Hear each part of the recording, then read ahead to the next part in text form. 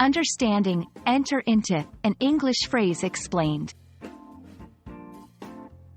Hello, language enthusiasts. Today, we're diving into a commonly used English phrase, enter into.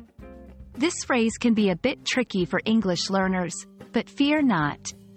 We'll break it down together, explore its different meanings and uses, and get you using it like a native speaker in no time. Let's get started. When we think of the words enter and into separately, they're quite straightforward. Enter means to go into a place, and into is a preposition that expresses movement towards the inside of something. But when combined, enter into can take on a more nuanced meaning. For example, enter into a room simply means to walk inside a room. Enter into a car means to get inside a car. Beyond the literal sense, enter into is often used in more formal or figurative contexts. Contracts and agreements. One of the most common uses is when talking about starting contracts or agreements. Enter into a contract means to agree formally to the terms and conditions of the contract. Enter into an agreement implies the beginning of a commitment or arrangement between parties. Discussions and negotiations. Another use is in the context of discussions or negotiations. To enter into discussions means to start formal talks with the aim of reaching an agreement or understanding. Enter into negotiations suggests beginning the process of discussing terms to find a mutual agreement. The phrase can also describe engaging in certain emotional states or interpersonal dynamics.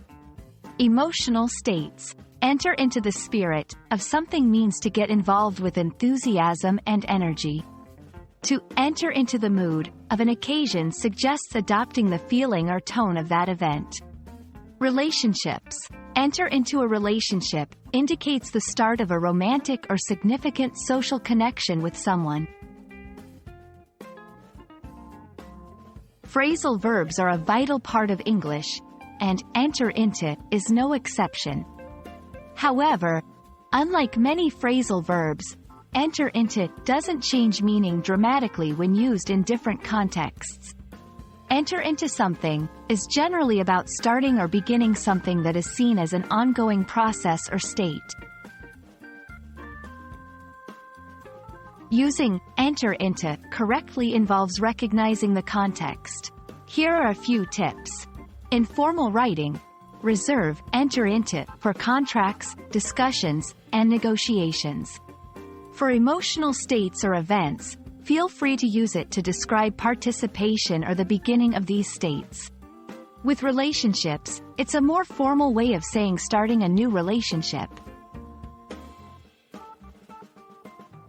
And there you have it.